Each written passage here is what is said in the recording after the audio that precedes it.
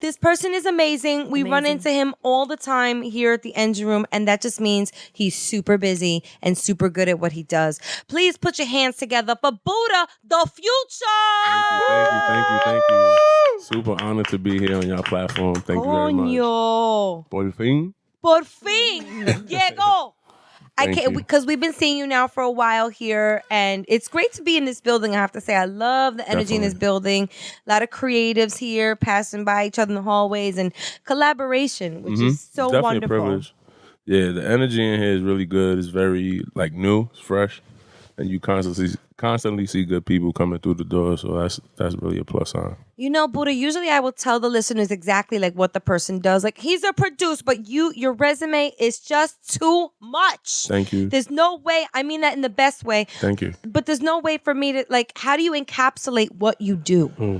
I provide soundtracks to people's lives. That's how I provide. Okay. I Snap your like fingers, snap your that, fingers out there, snap your fingers. Myself and my partner Grand's Music, we're a production duo out of New York. He's Peruvian. I'm Dominican. Peruvian American. I mean, that's the Dominican fucking American. Biggie lyric. I mean, Peruvian Dominican. I mean, Word. y'all future was predicted way before you knew. For real, thank you. Thank you. It's so dope to be here. Thank you. So what does that mean, like, in like super layman's terms? Like, if my mom's, who listens to the podcast sometimes, were listening, like, ¿qué significa eso? Like, Él un productor de música. I think that's the proper term, I would say. so what kind of music, or is it just like all over the spectrum? It started out as hip hop, but throughout time, I would say it is expanded as far as like the taste in music and what we've been providing. But definitely, the hip hop is the core. Are there any artists you're working with right now that you're really excited about? There's an artist out of Lower East Side named Yoshi 24K out of Japan. He's actually African and Japanese. He's really dope. He has a unique sound.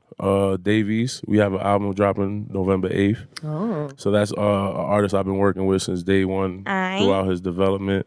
We recently dropped Young M.A.'s album. We had a track on there called Car Confessions. And the legend Little Kim, who just recently dropped 2 weeks ago. So we've been working. Yes. Car Confessions too. I Spotified that album, and that was one of the songs that I was like, save. Wow, thank you. So that's dope. Yeah. That's dope. And there's this new artist.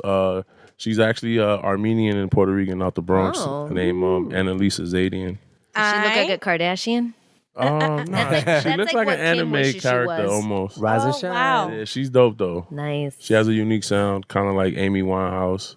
Oh. Very, very, very, very like rare. I was watching the this new Netflix show, Hustle and Flow. I think it's like a show that they have rappers like compete. Right. Actually, Cardi B is one of the judges. But I've seen that. Yeah. So actually, one of the things that the rappers had to do was have their own producer, and make a song for them. And I thought that was interesting. So they were trying to like tell the producer what kind of song would fit them, you know? Right. And then, so my question is like, how do you, if an artist is like, look, I want to get my voice out there, like what is the first steps to trying to make a beat to fit someone's like style? Okay, well, we like to create based off vibes and emotion. So I like to find out what's going on through the artist today.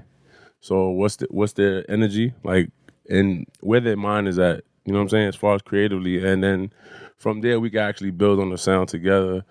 And it's kind of similar like when you go to a tailor and you want to know, you tell the tailor what occasion you need an outfit for. So that's how we try. Measurements. Right. So I could either play you stuff out of our catalog or we could create from scratch. And based on how you feel and how your day is going, that's how I like to produce. I don't really try to stay in routines. That's nice. And the blessing that I have another co-production partner, we work off each other along with collaborating with the artist. So it's kind of like it's an easy process, but it's more personal before anything. Like we got to vibe before we create. Do you get artists like sometimes pushing back, like yo, I got my own, like I want to put drums on this, and you're 100%. like, And there's ways you have to compromise. You can't let your ego get in way of the final product, right?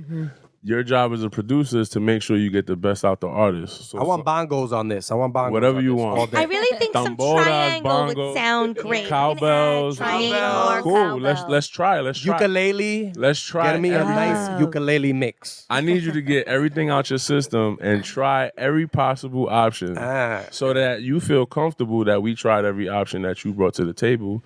And then I can come through and then kind of shape those sounds for you and then modernize it and make it sound a little better. And then if you're not satisfied with that, then we come through with our recipes and our sazon and our adobo and, throw up a little nice recipe in there. Nice. That's so incredible when you Yeah. break it down that way. Especially if you compare it to food, so Yeah, right. I mean, I always thought, that creating music was a creative endeavor, obviously, but as artists, all of us are here are artists, right? Like we write our comedy, we do this, and it's just interesting to hear how artists collaborate on different crafts, right? So the process you shared was really cool. Now, what I think the beauty of it, and I think just rhythm, us being, Latinos, and just having even African or just having that rhythm in your blood, like all that is ancestral to me. Yeah. You know what I'm saying? Already. So if you find that way and unlocking it, Yeah. you know what I'm saying? The potential is crazy. So the way we try to portray it is no rules. Hip hop kind of started on no rules. And growing up in New York in the 80s, you seeing how it cultivated and grew, it wasn't really a formula to it. So that's the approach we do with production and just creating in general. To me, how I look at production, everything's production.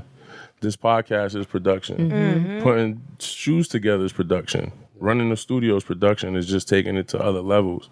So when you break it down in music form in the studio, it's simple. So tell us about the Steel Sessions initiative Thank you. that everybody here is buzzing about. Thank you. Steel Sessions is an educational workshop for producers, engineers, and artists, and it's more of a platform for you to kind of like build with your peers. It's a educational platform where we teach producers like producer etiquette, how to network, how to build your sound, creating a sound library. And then we also provide sounds, drums, and also teach and collaborate with the actual people who come to get services from Steel Sessions. It's a traveling workshop. It's been running for 2 years. We've been in the classroom from the state of Connecticut, Boston, Atlanta. We did Miami. We're about to do LA and Chicago. And it started in 2017, so it's been going on. That's Nice. incredible. Thank Did you. you see like a void and that's why you created this? Where'd this come from? Yeah. I think as far as like, you don't see a lot of camaraderie amongst creatives in New York City compared to other cities. And I think we need a safe haven where people could just be themselves and not be judged and just try to learn and get better. And it's kind of like a YMCA for creatives, but in the studio. You know what I'm saying? So Are you like an analogy show off or no, like, you're really good at a this? little bit. Breaking it down for layman's. Nah, I mean, I feel like the barrier is communication. So if I could bring it to as layman's terms as possible for any person to understand it, then you kind of give them that little jump board into trying to be creative. Everybody doesn't have to necessarily play an instrument, but we all grew up listening to music. Yeah. You know what I'm saying? We all throughout our years have created an ear for ourselves and what we like. So can't nobody tell you don't really have a taste in music. That'd be pretty hard unless you had earmuffs your whole life. Well, I know a few people. What was the aha moment when you were young, when you were like, this is kind of what I want to do, maybe as for a career? Yo, what's crazy, I got into production very late. I got into production like after high school. And I was like, yo, imagine if I would have, had the opportunity of having those services in school where I could exercise that. Wow, but that's not late at all, though. Yeah, nah, I got into production, I would say around 21. Yeah. So at that time, I was working at a nursing home after high school. I was also... You were making beats in the nursing home? Nah. What's With crazy? like bedpans and shit. It's like, shake what your mama gave ya. It's like, my crazy. mother's been dead for 80 years. I love your beats, Buddha. What's crazy, while I was working at a nursing home, I just felt like a robot. I was making I was making good money for somebody out of high school, like $21 an hour. And it was 9 to 5, and I did it for about a year and a half. And I just felt like I had no soul. So one day, I was inspired by one of my peers, my boy Steve Styles Rodriguez. He's a announced bass player for a lot of people. And his dad was the soup in my building. So one day I woke up and I seen him playing on Good Day America with Eve. So I'm like, what the hell? Oh, shit. So one day I went to his crib and I'm like, yo, what's a drum machine? So I seen he had a drum machine. Then the next day, I'm like, you know what? I want to do music. But you bring up something interesting. It's like if the youth were maybe what's the word I'm looking for? Like immersed or like even told that this could be exposed. Yeah, like that this could be a career path. And I gotta give props to the DJ Academy and all those 100%. places, because more of that does need to exist. And the younger they are, the more kids' lives you could probably turn around. 100%. And I went to audio school, so continuing from that story, I actually quit my job the next day and enrolled into the Institute Audio Research. That school doesn't exist no more, so that's crazy that you say that. IAR. And my parents thought I was crazy. My mom, tú estás loco, muchacho, va a dejar ese trabajo, you gonna leave this job. My dad was in jail. He was incarcerated, so that's how I was providing for the family. But I just had a gut feeling that this is a good move. Yeah. For some reason. I mean, and 21 is like, that is like a great age to be like, I'm gonna follow my dreams. Like, right. You can't do it at 21. Yeah. So it's like, you know what? Let me try this, and it worked out. My first year at IAR, it was an 8-month program. You went full time. My first month, I met my partner Grants, and from then on, we became cool. I bought the actual drum machine off of him, and we started to work on production. He actually showed me how to make beats. So within the first month, we landed a record with 50 Cent. What? So you just at the time, sorry to cut you off. At the time where he was like big, so it was weird. Are you just a fast learner? Like, is it something that you just picked up? I'm a Gemini. I'm sorry. Gemini, man. We're fast learners. Love that. My son fellow is a Gemini. Yeah. We're Geminis representing. Good brains, good noodles. Word. Love it. So I hope I wasn't talking your ears off, guys. No. We're listening. I love to hear stories like that, We want to hear that was more. a very long time ago. You know why we want to hear more too is because we constantly get this. I know I always say this, guys, so bear with me. But we constantly get feedback like, yo, I didn't even know that was a career path. Absolutely. Right. Yeah. PAF, path. So like we're putting people on and enlightening them, and you gotta just let us know, like what give us some words. Man. Like how can kids get started in this? One thing I could say, aside from just creating music with artists, there's so much avenues with music, especially with like technology and how the phone. Everybody has a phone, right? Yeah, you can make beats on your phone. So us being here at an amazing podcast, one of the amazing podcasts in the world, by the way. Can we just capture that and use that soundbite, please? Thank you. So everybody knows here content is king, correct? Yeah. And So queen. as we're moving on to 2020, like my dear friend was saying, every type of video, every type of footage needs a musical bed. Video games, lectures, all types of I could go on for days. Movies, scoring. There's so many avenues for music by itself that doesn't even need words. You know what I'm saying? And then aside from just TV production, there's coding. There's a whole bunch of things that just in production within itself that a producer or anybody that's a creative can find a lane for themselves and really make a great living. And at the same time, you're being creative still. So that's what's most important. I have like some music questions in general, as far as like, so for you personally, like what's the most surprising artist that people would be surprised that you would want to work with one day? Like a Celine Dion or something like that. Like we're like, oh shit, you want to work with who? I actually got an opportunity to work with Victor Manuel. My God. Like a balada? Oh my God, wait. Through my uncle, through my big homie. Having palpitations over here. Through my big homie Wyclef, we actually got to work on production that Wyclef was working on with him. And I actually got to meet him. That was a couple years ago. I think most people would never thought that we worked with him. Yeah. Or Hall & Notes, Daryl Hall from... What? Stop it, Jamie. Are you okay? Y'all rock. I'm getting that y'all rock. And that was also through Wyclef as well. We worked with the late Nipsey, you know what I mean? Rest in peace. Rest in peace. We actually got... the blessing through Jeanne to use one of their records and work with them. Old school. Jeanne, like, hey, Mr. DJ. Yeah. Shout out to Midwood High School, Brooklyn, Jeanne. Okay. We worked with Coogee Rap. A lot of people don't know that, and that's like a lot of, elder person. I loved Cool G I don't rap. like to really talk about our resume. But all right, but Buddha. is there someone like some major that I would want to work that with? you would want to Someone work that- with, yeah. like maybe kind of like man, Dead or alive? Janet Jackson. Ooh, all right, alive. What about dead? What about dead? Rest in peace to Biggie. anybody who we said. Oh, Biggie, of that's course. that's who inspired me to get into music. So that's why I was so hyped just even working with Lil' Kim. If she had recently did an interview and the song that we produced for her, she said it reminded her like Biggie was in the room. So for her to feel that on one of our tracks, it was like confirmation That's amazing. to me because that's who really like that whole Bad Boy era. Word. Yeah. That inspired me to really get into music. So Biggie has a ghost. I don't doubt it. I mean, what did you? Is in your house? Is it also in your house? I have a funny story. She just woke up to like baby. yeah. I don't know, but when I was younger and his song would play on the radio and he had recently died, I would get scared. I would get real scared. I'd be like, I'm going to manifest his spirit in here. This is me at like 8 or 9, right? Wow. I've been talking to Biggie though. I don't know if I have his ghost in my crib, but I definitely talk to Biggie sometimes. I know Tupac got a hologram. I know that. I didn't know if he has a ghost, but. Also, another question about music. So nowadays, everything is like streaming. Everybody's trying to get the banger, like the hit. Right. But back in the day, you could actually I feel like people were more patient. They could listen to the whole album. Artist development. They could tell a story through the album. Definitely. Do you feel like that is obsolete? I mean, Nah, it's always gonna be a lane for that.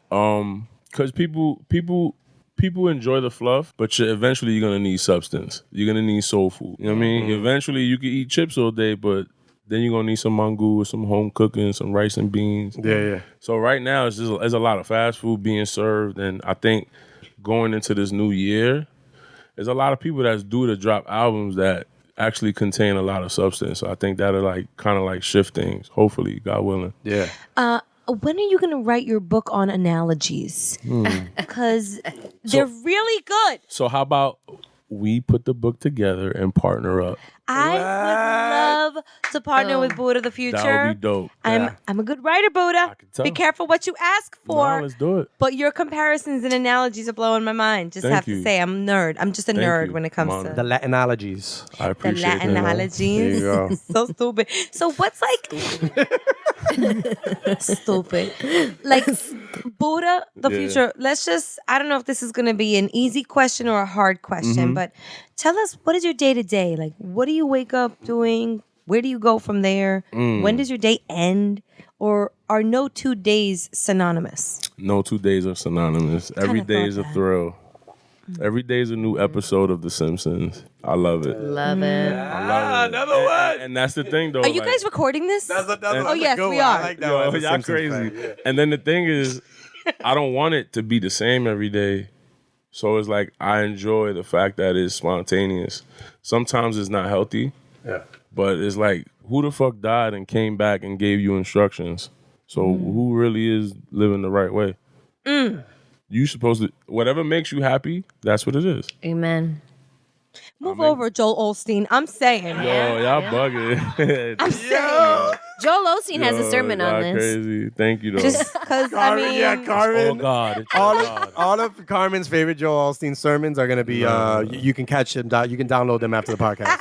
We're going to put the URLs. Yes. All right, so I'm not trying to get funny or anything. Nah, Not like this is please. a comedy podcast, but like, what happens when an artist walks into your studio and is just not the truth and far from the truth? Well, you have to be honest. First, you have to be realistic with the situation. If the artist is not great, but they're coming, you gotta understand they're coming to you for a service.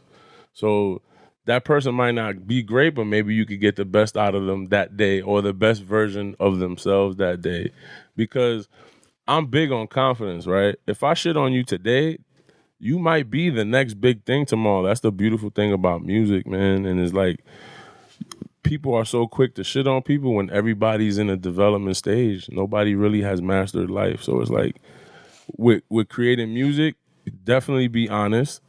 You know what I'm saying? There's been tons of sessions and artists that I've met that are like horrible, but then they become like head of marketing or something somewhere, or president at a brand company. So it's like, what I learned through high school is you can't shit on everybody. But there's ways of being critical in as far as like judging and being a constructive critic. Yeah. And just whatever advice you give that person, just make sure they're better. But when a whack person comes into a studio, I smoke a lot of weed. Okay. There it That's what is. you was waiting for. I found I it. smoke a lot of weed. A lot of pump up the auto tune. Yep.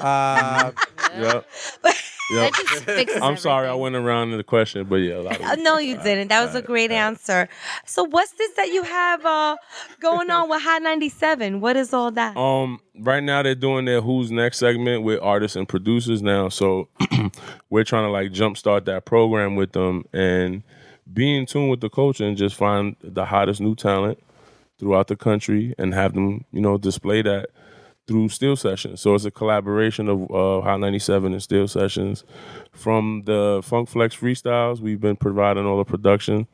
They actually have a new segment that I can't really speak on, but it's a new platform for artists and producers to be known, virally through the internet and through our social media. So it's a little treat coming up for 2020. Nice. Little partnership.